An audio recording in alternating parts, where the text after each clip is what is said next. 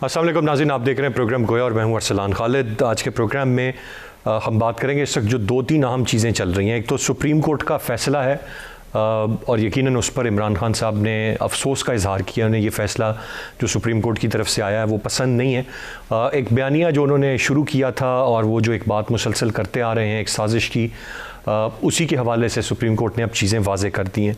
उस पर यकीनन नून लीग उसको कैश इन कर रही है। पाकिस्तान तहरीक इंसाफ उस पर ज़्यादा खुश नहीं है, but as a matter of fact reality is reality. और अब ये बहस बड़ी हद तक ख़त्म हो जानी चाहिए। लेकिन चूँकि खान साहब ने ये एक नैरेटिव बिल्टअप किया था तो वो अब भी इसको लेकर चलना चाह रहे हैं और कल के जलसे में भी उन्होंने इसी का जिक्र किया कि किस तरह से उनकी हुकूमत को हटाया गया, घर भेजा गया, और वो उसे सिर्फ अपने ऊपर नहीं ले रहे बल्कि वो 22 करोड़ आवाम के ऊपर वो उस सारे मामले को ले रहे हैं और 22 करोड़ आवाम को भी प्रोवोक कर रहे हैं कि वो भी उन्हीं की तरह सोचें। इसके साथ साथ इस वक्त जो आर्टिकल 6 की बातें हैं वो चल रही हैं और ये भी पहला मौका नहीं है कि आर्टिकल 6 की इतनी बातचीत की जा रही है। माजी में भी आर्टिकल 6 की बात होती रही, फिर कब कहाँ किस हद तक उसका इस्तेमाल होना चाहिए, किस बात में आर्टिकल 6 और गद्दारी को लेके आना चाहिए या नहीं, ये भी पुरानी बात है। लेकिन इस वक्त काबीना की कमेटी तश्कील दे दी गई है जो ये फ़ैसला करेगी कि PTI की क़यादत पर आर्टिकल 6 के तहत कार्रवाई की जाए। यकीनन अगर इस तरह की भी कोई एक प्रेसिडेंट सेट होता है तो फिर आर्टिकल 6 का इस्तेमाल आने वाले वक्त में भी किया जाएगा। एक सवाल ये भी है कि आया आर्टिकल 6 के तहत कोई कार्रवाई बनती है, नहीं बनती है? गद्दारी एक बहुत संगीन जुर्म है और क्या वाकई पाकिस्तान तहरीक इंसाफ इसकी मुर्तकिब हुई है या नहीं? कमेटी तो अपना फ़ैसला करेगी, लेकिन जनरली भी इस पर तब से अप्रैल के महीने से एक बात चल रही है और आज भी मैं चाहूँगा कि हम इस मामले पर बात करें। और फिर उसके बाद आज जो कैंपेन है वो ख़त्म हो जानी है और उसके बाद 17 तारीख है, उसको इलेक्शन है और उस पर भी मुतज़ाद बयानात हैं। पाकिस्तान तहरीक इंसाफ ने और PMLN ने भरपूर कैंपेन की और यही दो जमातें हैं जो पंजाब की नशिस्तों पर आमने सामने होंगी और एक्सटेंसिव कैंपेन थी पाकिस्तान तहरीक इंसाफ की। कामयाब जलसे थे और छोटे शहरों में भी बड़ी तादाद में यकीनन लोग निकले। अब सवाल यह है कि वोट कौन किसको देता है और धांधली की बात जो पाकिस्तान तहरीक इंसाफ कर रही है वैसी वाकई कोई बात होती है या साफ़ और शफाफ इलेक्शन होते हैं? एंड बहुत सारी चीज़ें क्या तब्दील हो पाएंगी या नहीं, मैं चाहूँगा इस पर भी हम बात करें। गेस्ट पार्टिसिपेंट्स का तारुफ कराता चलूँ। प्रोग्राम में हमें ज्वाइन कर रहे हैं ज़ैगम खान साहब, सीनियर तज्ज़ियाकार हैं, बहुत शुक्रिया सर आपके वक्त का। सलमान आबिद साहब हमें प्रोग्राम में ज्वाइन कर रहे हैं, आप भी सीनियर एनालिस्ट हैं। और मुजम्मिल सोहरवर्दी साहब हमारे साथ मौजूद हैं, आप भी सीनियर एनालिस्ट हैं। ज़ैगम खान साहब, गुफ्तगू का आगाज़ आपसे करते हुए सबसे पहले तो ज़रा रोशनी डाल दें जो इमरान खान साहब को अफसोस हुआ, तकलीफ़ हुई, बड़ी तकलीफ़ हुई फ़ैसला सुनकर, ये प्रिसाइजली उनके एग्जैक्ट अल्फाज हैं। पर रियलिटी अब एक चीज़ सामने आ गई है। अब वो नैरेटिव उन्होंने, खान साहब ने बहुत सारे नैरेटिव्स दिए इस कौम को। पहले उन्होंने ये बैरूनी साजिश और मुदाखलत की बात की, अवाम उनके सपोर्टर उनके साथ रहे। फिर उन्होंने उसी में ऐड ऑन किया, महंगाई को सारा मलबा डाल दिया इस आने वाली हुकूमत पर कि ये सारा का सारा मामला वो है और इसको लेकर वो पहले अपने जलसे करते रहे, उन्होंने लॉन्ग मार्च किया, अब अपनी इलेक्शन कैंपेन में भी गए हैं। उनका वोटर तो शायद आज भी ये फैसले के बाद बात कोई नहीं मानेगा, वो उन्हीं की बात मानेगा या कुछ तब्दील होगा इससे? असरान साहब, आप कह रहे हैं कि रियलिटी है, लेकिन मैं ये कहूँगा कि नैरेटिव है। और जो 21वीं सदी में ये जो पॉपुलिस्ट की दुनिया है, इसमें नैरेटिव रियलिटी से ज़्यादा ताकतवर है। सही। जो सुप्रीम कोर्ट ने आज कहा है, इसमें कोई हैरत की बात नहीं है। आइनी तौर पर भी आपको टॉप लीगल एक्सपर्ट्स यही कह रहे थे और आप अपना भी जब माइंड अप्लाई करते थे, क्रिटिकल फैकल्टीज़ अप्लाई करते थे, तो बड़ा वाज़े नज़र आता था कि ये जो बयानिया है या ये जो इल्ज़ाम लगा रहे हैं उसमें कोई सर कोई पाँव नहीं है, उसमें कोई वज़न नहीं है। बहुत एक एब्सर्ड किस्म की वो बात कर रहे हैं और फिर आप जब उनको टाइमिंग के साथ जोड़ते थे तो और भी क्लियर हो जाता था कि इसके पीछे कितनी पॉलिटिकल एक्सपीडियंसी है। तो एक ऐसा उन्होंने खेल पाकिस्तान की फ़ॉरेन पॉलिसी से खेला अपनी सियासत की खातिर और बेतहाशा सियासी फ़ायदा उन्होंने उठा लिया। सियासी फ़ायदा ये उठा लिया कि जो उस वक्त उनकी सुबकी थी हुकूमत से निकाले जाने की, कि पाकिस्तान में पहली बार एक वज़ीर आज़म को वोट ऑफ नो कॉन्फिडेंस से निकाल बाहर किया गया था और उनके इत्तेहादी उनको छोड़ चुके थे और उनके बहुत से MNAs और MPs भी उनको छोड़ चुके थे। तो इट वॉज एन ह्यूमिलिएशन। तो उन्होंने इस नैरेटिव के ज़रिए उस ह्यूमिलिएशन को भी कवर किया कि मेरे तो मैं तो हारने वाला था नहीं, मुझे किसने छोड़ना था? ये तो एक सुपर पावर मेरे पीछे आ गई। ये तो इमरान खान बमुकाबला सुपर पावर था, वरना हल्का फुल्का पहलवान तो मुझे नहीं हरा सकता था। एक ग्रीवेंस का उन्होंने बयानिया निकाला, उसके नतीजे में जो उन्होंने अपने वादों के एतबार से जो उनकी 4 साल में नाकामियाँ थी, जो तब्दीली का वो वादा लाए थे, जो नए पाकिस्तान का वादा लाए थे, वो तमाम नाकामियाँ भी पीछे चली गई और वो अपनी बेस को मोबिलाइज करने में नाकाम रहे, क्योंकि कामयाब रहे, माफ़ी चाहता हूँ, अपने बेस को मोबिलाइज करने में बहुत ही कामयाब रहे। और उसकी वजह यह है कि बहरहाल अमेरिका की एक तारीख तो है और पाकिस्तान में अमेरिका के ख़िलाफ़ जो है लोगों की ग्रीवेंस भी है और लोगों की अमेरिका के साथ नाराज़गियाँ भी हैं। तो वो पॉलिटिकल फ़ायदा तो अब उठा चुके हैं, वो सौदा बेच चुके हैं और मेरा ख्याल है जो ये सौदा ख़रीद चुके हैं, अब वो ये माल जो है ये वापसी और तब्दील ना ये वापस हो सकता है ना ये तब्दील हो सकता है। दुकान पर लिखा हुआ है कि नाकाबिले वापसी है। जो सौदा ले चुके हैं, बहरहाल वो ले चुके हैं, वो मोबिलाइज हो चुके हैं, पॉलिटिकल फ़ायदा वो उठा चुके हैं। लेकिन आप ये देखिए at what cost to Pakistan democracy and Pakistan foreign policy. गुफ्तगू का सिलसिला जारी है, एक ब्रेक की जाने बढ़ेंगे, ब्रेक से वापस आकर मजीद बात करते हैं, साथ रहिएगा।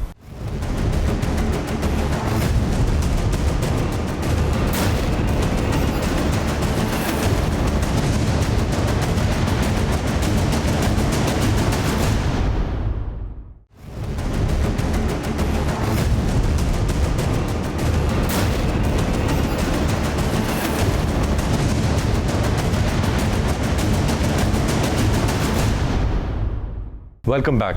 सलमान आबिद साहब, मुझे ये बताइएगा, जब इक़्तिदार में थे तो इंतज़ार करते रहे कि काश बाइडन की कॉल आ जाए, नहीं आई, ओपनली बरमला उसका इजहार करते रहे। अमेरिका इम्पोर्टेड हुकूमत, ग़ुलामी ना मंजूर, ये तो ट्रेंड्स अब चल रहे हैं, पर as a matter of fact उनके फ्रंट मैन या आप जो भी और नाम उनको दे दें जो मुनासिब लगे, वो शहबाज गिल साहब हैं, all the way from America. यहाँ पर वो फॉर द टाइम बीइंग आए थे और फिर अब पार्टी के फ़राइज़ सर अंजाम दे। उसके बाद आपका ये कहना कि आपकी लड़ाई अमेरिका से है, सुपर पावर, ऐसा कुछ मैं जानना ये चाहूँगा। ऐसे रूस का एक विज़िट था, उससे भी हासिल वसूल तो कुछ नहीं हुआ। ऐसा क्या काम किया था कि अमेरिका को ख़तरा महसूस होने लग पड़ा खान साहब से? ये उनके, मैं चाहूँगा जो पीटीआई का बयानिया है और जो उनके सपोर्टर हैं उनको समझने में आसानी हो कि ऐसे कौन से झंडे गाड़ दिए थे कि अमेरिका दुश्मन हो गया बेचारे खान साहब का। ये 2-3 फैक्टर बहुत इंपॉर्टेंट है। एक फैक्टर था अफगानिस्तान का, और अफगानिस्तान के मामले में अमेरिका कोई पाकिस्तान से खुश नहीं था और ख़ास तौर पे इस्टेब्लिशमेंट बहुत सा मलबा इमरान खान पे डालती थी जो कुछ अफगानिस्तान के अंदर हो रहा था। तो अमेरिका को लगता था कि अफगानिस्तान के मामले में इमरान खान का जो मौक़िफ़ है वो हमारे लिए दुरुस्त नहीं है। और जब साबिक DG/ISI जनरल फैज़ जब काबुल गए थे शाम के लिए चाय पीने के लिए, तो उसको भी बड़ा नापसंदीदा इस तरीके से देखा गया था। तो एक तो पूरा कॉन्टेक्स्ट है अफगानिस्तान का। दूसरा मसला ये हुआ कि सलमान आबिद साहब, सॉरी फॉर इंटरप्शन, लेकिन मुझे कॉन्टेक्स्ट में क्या है, इसमें पाकिस्तान का क्या था? जो मुज़ाकरात हुए वो अमेरिका और तालिबान के दरमियान हुए, उन्होंने अपना एग्जिट वहाँ से लिया, पाकिस्तान का क्या था? यहाँ तो मलबा डाला गया ट्रांजिट पीरियड के लिए बहुत सारे अफगानी हैं। बात यह है कि जो प्रोसेस अमेरिका ने डिटरमिन किया था कि कब ट्रांजिशन होगी, उससे पहले ही तालिबान जो है वो वहाँ पर काबिज हो, ठीक है, जिसके ऊपर सारा बुनियादी इख्तलाफ पैदा हुआ कि जनाब जो काम अभी 4-5 महीने पहले बाद होना था वो जनरल फैज़ साहब ने और पाकिस्तानी अस्करी क़यादत ने और पाकिस्तान की सियासी क़यादत ने वक्त से पहले कर दिया। दूसरा, इमरान खान ने अच्छा, मैं सलमान आबिद साहब, डोंट यू थिंक कि ये वॉक ओवर खुद दिया गया, इतना स्मूथली तालिबान आए, वहाँ पर कंट्रोल संभाला, it was unexpected, do you think? या तो आप ये कहें भैया, सिंपली ये कहें कि अमेरिका खुश है अफगानिस्तान में जो कुछ हुआ है। भाई अमेरिका तो बरमला कह रहा है ना, इतराफ कर रहा है कि अफगानिस्तान में जो कुछ हुआ है वो दुरुस्त नहीं हुआ। अब वो उसका मलबा किस पे डालेगा? हिंदुस्तान भी पाकिस्तान पे मलबा डाल रहा है, अमेरिका भी पाकिस्तान पे मलबा डाल रहा है। पाकिस्तान की सियासी और अस्करी की आदत को जो सबसे ज्यादा स्टेक सुननी पड़ती है वो अफगानिस्तान के क्राइसिस के कॉन्टेक्स्ट में ना, तो हम इतना इनोसेंट जवाब ले लें कि नहीं जी अमेरिका के कहने के मुताबिक सारा कुछ हुआ था। एक बात। दूसरी बात यह है, जब DG/ISI गए थे काबुल, किसने इतराज किया था उसके ऊपर? अमेरिका ने इतराज किया ना सबसे ज्यादा। फिर उसके बाद आप ये देखिए कि इमरान खान बरमला पब्लिक जलसों के अंदर कह रहे थे कि जी नया स्ट्रेटेजिक पार्टनर हमारा चाइना है, अब हमें अमेरिका के मुकाबले में चाइना की तरफ देखना चाहिए। ये भी बात वो बरमला कह रहे थे।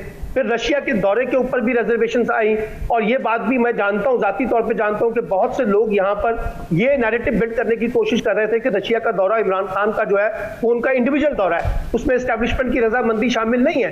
बाद में इमरान खान साहब ने भी वजाहत की, बिलावल भुट्टो साहब ने भी अमेरिका जाकर ये वजाहत की कि जी ना रशिया का दौरा एक हमारा रियासती डिसीजन था। तो बहुत से अमूर ऐसे आ गए थे जिसके ऊपर अमेरिका पाकिस्तान के दरमियान तजाद था। ये जो टेलीफोन कॉल ना होने की वजह जो है वो भी तो यही थी ना। अब इन हुक्मरानों को आए हुए 3 महीने हो गए ना, मार्च के बाद से लेकर अब तक। अब कितनी कॉलें कर ली है बाइडन ने पाकिस्तान को या पाकिस्तान के वजीर आजम को? अभी भी इस वक्त अमेरिका का जो रिजर्वेशन है वो स्टिल बदस्तूर यहाँ पे खड़ा नजर आता है। अब आप आ जाए, देखिए बात जो जैगम साहब ने की है, क्या आज तक कौम ने भट्टो साहब की फांसी को कबूल कर लिया जो अदालती फैसला हुआ था? क्या उन्होंने नवाज शरीफ साहब के बारे में उनके हामियों ने तस्लीम कर लिया कि नवाज शरीफ साहब करप्ट हैं, सिसिलियन माफिया हैं? किसी ने तस्लीम किया? अब अगर अदालत कुछ भी कह दे, आपका ख्याल है कोई इमरान खान के बारे में? देखिए बात बिल्कुल जैगम की दुरुस्त है। एक पॉलिटिकल नैरेटिव होता है जो प्रीवेल करता है। अब पॉलिटिकल नैरेटिव तो प्रीवेल हो चुका है, वो आप जिसको जितना मर्जी अदालती फैसलों के साथ आगे लेके जाएं, पीछे लेके जाएं, वो बिल्ड हो गया है। अब मसला सिर्फ ये है कि इसके नतीजे में जो बात अभी इन्होंने की है जैगम साहब ने कि किस कॉस्ट के ऊपर ये सारा कुछ हुआ है। अब मैं आपसे एक सवाल पूछता हूं कि सदर मुमलिकत ने एक खत लिखा चीफ जस्टिस को, अब चीफ जस्टिस ने उसके ऊपर फर्दर इन्वेस्टिगेट तो नहीं की, और क्या सुप्रीम कोर्ट हमारे यहाँ इन्वेस्टिगेशन अथॉरिटी है? क्या वो तफ्तीश करने का इख्तियार रखती है? क्या उन्होंने इस लेटर के ऊपर तफ्तीश कर ली जिसके ऊपर उन्होंने फैसला सुनाया? अगर आप उस फैसले के अंदर देखें तो मफरूजों की बुनियाद के ऊपर ही बात है ना, परसेप्शन की बेसिस के ऊपर ही गुफ्तगू है ना, तो कोई इन्वेस्टिगेशन तो नहीं हुई है। तो इसलिए ये एक हमें नजर आ रहा था, और ये सबको पता था कि जी पाकिस्तान में जो रिजीम चेंज के कॉन्टेक्स्ट में चीजें हुई हैं, ये किसी आइसोलेशन में तो नहीं हुई कि यहाँ पे सब उसके ऊपर पर्दा डाल के बैठ जाए। अब सब पर्दा डाल के बैठे हुए ना। ठीक, मुजम्मिल साहब, सर आपकी क्या राय है सारे मामले पर? एक तो नैरेटिव है, नो डाउट कि नैरेटिव स्ट्रांग है, उसको बाय किया है उनके सपोर्टर ने, और वो कोई ख़ास फ़र्क नहीं पड़ेगा। बट जो सलमान आबिद साहब ने बातें की, यहाँ पे इत्तेफाक करते हैं कि यही चीज़ें थी जिनकी वजह से वो इतना खटकने लगे खान साहब, या ये सिर्फ बयानियाँ ही हैं जो उन्होंने बना लिया, रियलिटी कुछ नहीं थी इसके पीछे? देखें, अगर जनरल फैज़ के किसी अमल से अमेरिका नाराज़ था तो उसका गुस्सा इमरान खान पर तो नहीं निकलना था ना। कोई अगर चेंज ऑफ रजीम अफ़गानिस्तान में हुई और कोई चाय की प्याली जनरल फैज़ की पीती हुई तस्वीरें आईं, वहाँ बकौल सलमान आबिद साहब के स्क्रिप्ट से 3 महीने पहले कुछ हो गया, तो उसका ज़िम्मेदार इमरान खान तो नहीं था। अमेरिका को इतनी समझ तो होगी कि पाकिस्तान में जो हमारे अस्करी इदारे हैं वो वज़ीर आज़म की कितनी मानते हैं, और रोज़ इमरान खान साहब अब कहते हैं कि जिनके पास ताकत थी वो मुझे कुछ करने नहीं देते थे, मैं तो डमी था। जिनके पास ताकत थी वो उनको पाकिस्तान में तो कोई पत्ता हिलाने नहीं देते थे। अफगानिस्तान की रजीम चेंज में इमरान खान की बात वो इदारे मान रहे थे। मतलब एक मज़े खेज बात है कि अगर अफगानिस्तान में तालिबान को लाना है, वो पॉलिसी पाकिस्तान की अफवाज ने इमरान खान की मान ली, और पाकिस्तान के अंदर जो डोमेस्टिक के लिए मामलात थे उसमें इमरान खान की नहीं मान रहे थे। मज़े खेज बात है। वो पॉलिसी पाक फौज की होगी, हम सब जानते हैं स्ट्रेटेजिक मामलात में ISI के क्या मामलात हैं। उसके बाद भी हमारे TTP से मुज़ाकरात जारी हैं। इमरान खान चले गए, रह गए, जो फौज की उस हवाले से पॉलिसी है उसमें कंसिस्टेंसी नजर आती है। हमने TTP से सीज फायर किया है, अभी भी जनरल फैज जो हैं वो काबुल मुज़ाकरात के लिए गए हैं, उनके साथ नए DG ISI भी गए हैं। पाक फौज उस हवाले से अपना काम कर रही है। सिर्फ मसला ये है कि कोई उनको पोलिटिकली इनकैश नहीं करा रहा इमरान खान की तरह, जिस तरह वो इंटरनेशनल मीडिया पे जाकर तालिबान का वकील बनने की कोशिश कर रहे थे, और उनका ख्याल था कि दुनिया उनकी तरफ बड़ी मुतवज्जो हो जाएगी उससे। वो नहीं हुआ। मैं नहीं समझता कि अफगानिस्तान पे अगर कुछ करना होता तो हमने इस मुल्क में देखा है कि हमीद गुल को कैसे जब अमेरिका नहीं चाहता था तो घर भेजा गया है। हमने इस मुल्क में देखा है कि जब अमेरिका ने जिन लोगों पे रेड लाइन लगाई है, अस्करी इदारों के, चाहे वो DG ISI हो, जनरल्स हो, वो कैसे घर चले जाते हैं। मतलब जनरल फैज़ तो अफगानिस्तान के मामलात आज भी देखते रहे। इमरान खान अफगानिस्तान की वजह से घर चला गया है। ये बात सलमान आबिद साहब को समझ आ सकती है, मुझे तो नहीं आ सकती, क्योंकि मुझे तो पॉलिसी में कोई चेंज नहीं नजर आ रहा है। TTP से वैसी मुज़ाकरात हो रहे हैं। पार्लियामेंट को पिछले हफ्ते ब्रीफिंग हुई है, उसके ऊपर पार्लियामानी कमेटी बनी है, मुज़ाकरात का पार्लियामेंट ने भी मैंडेट दिया है। मुझे तो कोई चेंज नहीं नजर आ रहा अफगानिस्तान के हवाले से और सब कुछ के हवाले से। अफगानिस्तान की हुकूमत के साथ भी वैसे ही ताउन है, कोयला खरीदने की भी बात कर रहे हैं। अगर कोई अमेरिका वाकई इतना नाराज होता तो इस हुकूमत की जरूरत थी कि उनसे ट्रेड करने की बात करती, या उनके ओहदेदार पाकिस्तान में आके यूं फिर रहे होते। तो लिहाजा ठीक है, गुफ्तगू के लिए, लोगों को कैच करने के लिए अच्छी गुफ्तगू है जो सलमान आबिद साहब करते हैं, पर मेरा ख्याल है कि ये टॉक शोज की गुफ्तगू नहीं है, ये सियासी जलसों की गुफ्तगू है। पहली बात तो ये है जो ठीक है, हो भी रही है, लेकिन हमें नहीं करनी चाहिए। दूसरी बात यह है कि इमरान खान साहब ने अगर तो आइन तोड़ा है, सवाल इतना है, अगर आइन से इनहराफ किया गया, आइन टूटा है, किसी ने अपनी, जिसने आइन की पासदारी का हलफ उठाया हुआ था और उसने आइन से इनहराफ किया है, कोई गैर आइनी काम किया है, कोई he, she, it, X, Y, Z कोई भी है, उसके खिलाफ कार्रवाई होनी चाहिए। क्या हमने आर्टिकल 6 सिर्फ फौजी आमरों के लिए रखा हुआ है और सिविल ओहदेदार, सिविल रहनुमाओं के लिए जो है वो आइन तोड़ने की खुली छूट है और फौजी आमर पर लगाएंगे हम? मुज़म्मिल साहब, मैं इसी दूसरे मामले की तरफ आ रहा हूं। अच्छा, बात पूरी कर लेने देना। तो इसलिए, और दूसरी बात यह कि सुप्रीम कोर्ट ने क्या तहकीकात करनी थी, उनके सामने डिप्टी स्पीकर की एक रूलिंग आई है, उन्होंने उस रूलिंग को परखा कि वो आइन के मुताबिक है या नहीं है। उन्होंने कहा ये गैर आईनी है, यह आइन के साथ फ्रॉड है। पांचों जजों का जो मुतफिका फैसला है, मैं इजाफी नोट की बात नहीं कर रहा, उसमें लफ्ज फ्रॉड यूज हुआ है। जब आइन से फ्रॉड एक एस्टेब्लिश हो गया है तो फिर ये क्या बात हो गई कि जी सुप्रीम कोर्ट के पास तहकीकात नहीं थी? आप में बड़ी जरूरत थी, आप सुप्रीम कोर्ट में साइफर पेश कर देते। क्यों नहीं आपने सुप्रीम कोर्ट में हेयरिंग के दौरान साइफर पेश किया? क्यों नहीं आपने कमीशन बनाया, और चूंकि जुडिशियल कमीशन बना देते? सलमान आबिद साहब, आपकी आवाज नहीं आ पाएगी, हम क्रॉस टॉक नहीं कर पाएंगे। मुजम्मिल साहब का पॉइंट आ गया। जी सलमान आबिद साहब, आप बोलिएगा।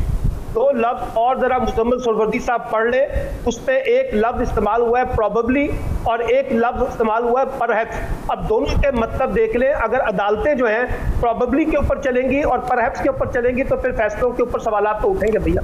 ठीक है सर, दोनों आपका पॉइंट आ गया। गुफ्तगू का सिलसिला जारी है, ब्रेक की जाने बढ़ेंगे, ब्रेक से वापस आकर मजीद बात करते हैं, साथ रहिएगा।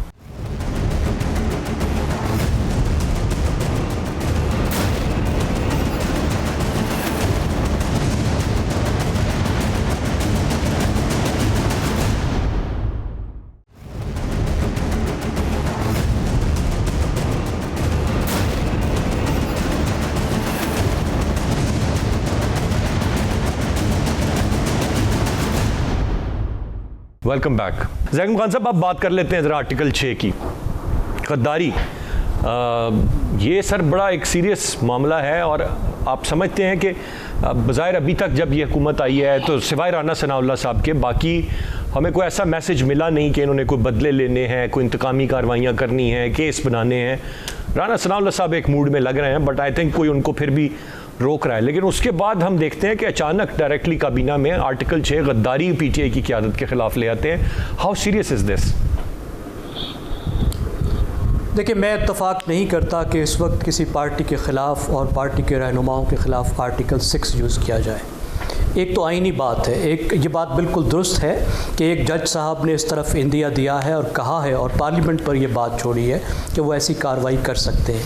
लेकिन बहुत से जो कानूनी माहिरीन हैं उनकी जो राय है, और मैं उनसे इत्तफाक करता हूँ कि जो आर्टिकल 6 है वो सबवर्शन ऑफ द कॉन्स्टिट्यूशन के लिए है। जिस तरह की डिक्टेटर करते हैं कि पूरे आइन को उठाकर एक तरफ रख देते हैं, जिस तरह के परवेज़ मुशर्रफ ने किया था, और परवेज़ मुशर्रफ का तो आप कुछ कर नहीं सके।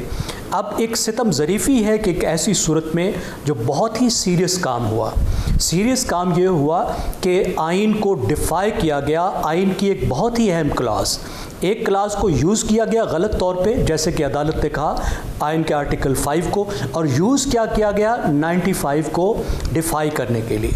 अब 95 क्यों अहम है? देखिए, पूरी जमहूरियत की जो बुनियाद है वो दो चीज़ों पे खड़ी हुई है, दो दरवाज़ों पर खड़ी हुई है, आने वाला दरवाज़ा और जाने वाला दरवाज़ा। इसके अलावा शायद डिक्टेटरशिप ज़्यादा मुस्तहकम होती हैं, बाज़ सूरतों में डिक्टेटरशिप ज़्यादा फ़ायदा देती हैं, लेकिन बाहर जाने का दरवाज़ा नहीं होता। अयूब खान ने जितने कमालात दिखाए हों, जब वो गया था तो आग लगा के गया था। ज़ियाउल हक साहब जितना भी इस्लाम लाए हों, जब गए थे तो आग लगा के गए थे। मुशर्रफ साहब जितने भी अच्छे काम करके गए हों, जाते हुए आग लगा के गए थे, क्योंकि इनके पास बाहर जाने के दरवाजे ही नहीं थे। आर्टिकल 95 बाहर जाने का एक आईनी दरवाज़ा है जिसे इमरान खान ने बंद किया। उन्होंने एक तरीके से एक सिविलियन मार्शल लॉ लगाने की कोशिश की। ये बहुत सीरियस है, but it does not amount to article 5, it does not amount to subversion of constitution. मेरा ख्याल है इस पर कानून साजी की, आइन साजी की ज़रूरत है। एक तीसरा रास्ता लेने की ज़रूरत है कि जिसके ज़रिए से जिन्होंने ये किया उनको कुछ ना कुछ सज़ा भी मिले, उनको मालूम भी हो कि ये गलत किया गया, लेकिन आर्टिकल 6 की तरफ भी ना जाएं। मेरे ख्याल में उसके नतीजे में पाकिस्तान में जो सियासी एक बहरान पैदा होगा वो भी ठीक नहीं होगा। और दूसरी बात है, मेरे ख्याल में बदतरीन खेल जो किसी मुल्क में, उसकी सियासत में, उसकी जमहूरियत में खेला जा सकता है, वो ये गद्दारी का खेल है जो डिक्टेटर खेलते रहे हैं, जो इस वक्त इमरान खान साहब खेल रहे हैं, और जिसको खेलने की तरफ इस वक्त मुस्लिम लीग नवाज भी माइल नज़र आती है। तो मैं इससे बिल्कुल इत्तफाक नहीं करता। सलमान आबिद साहब, गद्दारी के सर्टिफिकेट तो हम रोज़ाना सुबह शाम हर जगह पे बांट रहे होते हैं, अपनी सब सियासी जमातें बांट रही होती हैं। आप समझते हैं कि ये प्रैक्टिकली इसकी एग्जीक्यूशन भी अब हम क्या देखेंगे, और इसका आगाज़ अगर आज होता है तो सज़ा भी संगीन है, और फिर कल को कोई भी आएगा तो इसको जहन में रखते हुए इसका इस्तेमाल कहीं भी करेगा, क्योंकि अब तक तो ये उस तरह इस्तेमाल नहीं हुआ जमहूरी हुकूमतों। देखिए, एक तो जैगम साहब ने बुनियादी बात की है जो कि हमारे टॉक शो में नहीं आ रही। बुनियादी बात यह है कि ये काम पार्लियामेंट को दिया गया है, पार्लियामेंट फैसला, कोर्ट ने कुछ नहीं कहा। कोर्ट ने नहीं कहा कि सुबह इनके ऊपर आर्टिकल 6 लगा दें। कोर्ट ने कहा कि लग सकता है, पार्लियामेंट फैसला करे। एक बात तो वजाहत ले। दूसरी बात यह है कि ये जो पार्लियामेंट है इस वक्त 2 वोटों के ऊपर खड़ी हुई है शहबाज शरीफ साहब की। आपका ख्याल है कि जब ये लगाने लगेंगे तो ये जो इत्तेहादी जमातों में से बहुत से लोग हैं, खुद मुस्लिम लीग के अंदर मैं बहुत से लोगों को जानता हूँ, क्या वो आर्टिकल 6 की तायीद करेंगे? वो भी नहीं करेंगे। क्योंकि देखिए, मसला ये है कि अगर आप इस तरह की चीज़ों को लेके आएंगे तो कल एक नया पंडोरा खुलेगा सियासी जमातों के ऊपर, याद रखिएगा। फिर ये जो काम जो भी जैगम साहब ने कहा कि हम आमतौर पे देखा करते थे फौजी आमरों के खिलाफ होता है, अब फिर सियासी लोगों के ऊपर भी आएगा। और माशाल्लाह हमारे सियासी लोगों ने भी आइन शिकनी की बेशुमार मिसालें कायम की हैं। कई तरीके से आइन को वायलेट किया है हमारे डेमोक्रेटिक हुक्मरानों ने। ये कोई नई बात तो नहीं है ना कि हम कहें कि जी सिर्फ हमारे यहाँ फौजी हुक्मरान आइन से नराब करते हैं। हमारे यहाँ तो रोजाना की बुनियाद पे आइन से नराब किया जाता है, वो भी हम देख रहे हैं। तो मेरा ये ख्याल कि इस वक्त के पॉलिटिकल मौजूदा माहौल के अंदर ना सिर्फ शहबाज शरीफ की हुकूमत को इतना बड़ा फैसला कर सकेगी, ना उनके इत्तेहादी शायद उसके अंदर उस तरह से शामिल हो सकेंगे। ये एक डिबेट है जो चली गई है। और मैं आपसे फिर कह रहा हूँ, एक है अदालत का फैसला और एक है पॉलिटिकल नैरेटिव जो इमरान खान साहब ने बनाया है। अब देखना सिर्फ ये है कि ये जो पॉलिटिकल नैरेटिव है ये कितना ट्रांसलेट होता है इलेक्शन के कॉन्टेक्स्ट के अंदर, चाहे वो बाई इलेक्शन हो, चाहे वो अगले जनरल इलेक्शन हो। ये तो एक पॉलिटिकल नैरेटिव है, इसका फैसला तो आवाम ने करना है कि इमरान खान का मौक़िफ़ दुरुस्त था या गलत था। अदालतों को मैं आपको बता चुका हूँ, माजी में भी बेशुमार फैसले आ चुके हैं और अवामी राय अमा जो है वो उसके बरक्स निकली है। नवाज शरीफ साहब के पास बारे में क्या क्या कुछ नहीं कहता रहा। और आज ये जो मुस्लिम लीग नून के लोग बड़े अदालती एहतराम की बात कर रहे हैं, अदालती फैसले की बात कर रहे हैं कि अदालत का मुत्तफिका फैसला है, तो सिसिलियन माफिया भी फिर इसी अदालत ने नवाज शरीफ साहब को करार दिया था ना, फिर उसका भी फैसला मान ले। फिर नवाज शरीफ साहब के बारे में जितनी नाहली की बातें हुई, मरियम के बारे में हुई, वो भी मान ले। प्रॉब्लम यह है कि हमें अपनी मर्जी का फैसला अच्छा लगता है, चाहे वो इमरान खान हो, चाहे वो नवाज शरीफ साहब हो, चाहे वो कोई और जरदारी साहब हो। जब फैसले आपके हक में आएंगे, ठीक है सर, सलमान आबिद साहब पॉइंट आपके हक में नहीं होंगे तो फिर वो चमक के फैसले सारे के साथ। मुजम्मिल साहब, आप आर्टिकल 6 पे तो अपनी राय का इजहार कर चुके हैं, ज़रा 17 तारीख के हवाले से बता दें। सबको तो टारगेट किया हुआ है, इलेक्शन कमीशन हो गया, जो हुकूमत है वो हो गई, सरकारी मशीनरी हो गई, हत्ता कि इस्टेब्लिशमेंट को भी नुकसान होगा अगर धांधली हुई। ये भी PTI शेख रशीद साहब ये सब कह रहे हैं। आप बड़ा डिसाइसिव दिन होगा, एक दिन की बात है, फिर ये इलेक्शन है, किस तरफ जाता देख रहे हैं मामला? मुझे नहीं लगता हमजा शहबाज की हुकूमत को कोई ख़तरा होगा, और मुझे लगता है कि वो इतनी सीटें ज़रूर जीत जाएंगे जिससे वो सेफ रहेंगे और उनकी हुकूमत और उनकी वज़ारत आला बरकरार रहेगी। क्योंकि PTI साहब, सवाल तो यह है कि सारी की सारी सीटों की दावेदार इस वक्त पाकिस्तान तहरीक इंसाफ है, तो वो उनको अगर नहीं मिलेंगी तो वो तो फिर धांधली होगी, इस्टेब्लिशमेंट का भी कसूर होगा। देखिए, बाँचने सियासी जमातों को हक है कि वो अब दावे करें और वो 100% जीत की उम्मीद लेकर इन इंतखाबात में उतरें, लेकिन वो सियासी जमात का दावा है, मैं तो अपना तजिया दूंगा ना। मैं उनके दावे की तौसीक या नफ़ी नहीं करना चाहता यहाँ बैठकर। उनका राइट है, इलेक्शन से एक दो दिन पहले हमें एहतियात भी करनी चाहिए कि मैं कोई सीटों की कैलकुलेशंस और कोई ऐसी कर दूं, लेकिन टेक्निकली मुझे नहीं लगता कि जो मिनिमम फिगर हमजा शहबाज को चाहिए होगा वो ना अचीव कर पाए। इसलिए मुझे उनकी वजारत आला खतरे में नहीं नजर आती। कौन सी जमात के, ये भी मैं कह सकता हूँ कि ज़्यादा सीटें PMLN की होंगी और कम PTI की होंगी। ये गैप दोनों का कितना कम होगा वो एक अलग सवाल है। ठीक है, लेकिन मुज़म्मिल साहब, आपने कहा कि सियासी जमातें दावे कर सकती हैं, एग्रीड। मैंने जो सवाल किया था वो सर इस कॉन्टेक्स्ट में था कि PTI इस वक्त मैं ना मानूं की एक सियासत कर रही है, कोई चीज़ नहीं माननी। अगर हम जीतेंगे नताइज तब ठीक है, इलेक्शन कमीशन, अगर हम हारेंगे तो धांधली है, इस्टेब्लिशमेंट भी कसूरवार है, इलेक्शन कमीशन भी कसूरवार है। ये एक रिवायत जो इस वक्त चल रही है। तहरीक इंसाफ पहली सियासी जमात तो नहीं है जो ऐसा कर रही है, जो हम उसको बहुत पिन पॉइंट कर लें। मेरा मतलब है कि जो भी हारता है वो यही कहता है कि मैं धांधली की वजह से हारा हूँ। पाकिस्तान में जेन्युइनली कौन मानता है कि मैं वोट की ताकत से हार गया हूँ और मुझे कम वोट पड़े हैं इसलिए मैं हार गया हूँ? ये जुर्रत और ये जमहूरी रवायात अभी हमारे यहाँ मौजूद नहीं है। जहाँ मुस्लिम लीग नून हारेगी वो कहेगी हमारे साथ धांधली हुई है, जहाँ PTI हारेगी वो कहेगी हमारे साथ धांधली हुई है। ये कोई अहम बात नहीं है। इस मुल्क में धांधली के बावजूद इंतखाबी नताइज सियासी जमातों ने तस्लीम किए हैं, चाहे 2018 के हों, चाहे 13 के हों, चाहे 8 के हों, चाहे 2 के हों, चाहे 97 के हों, चाहे 93 के हों, चाहे 88 के हों, 70 के बाद और जो हमने एक सानिया हुआ और उसके बाद जो 77 में मार्शल लॉ लगा, उसके बाद सियासी जमातों ने ये सीखा है कि नताइज कैसे भी हों फ़ौरन पार्लियामान में जाके बैठना चाहिए, क्योंकि अगर फ़ौरन पार्लियामान में ना बैठा जाए तो तीसरी कुव्वत फ़ायदा उठाती है। इसीलिए 2018 में जब फजलुर रहमान साहब कह रहे थे कि पार्लियामान में नहीं जाना चाहिए, तो दोनों बड़ी अपोजिशन की जमातें पार्लियामान में चली गई थी ताकि कोई थर्ड फोर्स फ़ायदा ना उठाए।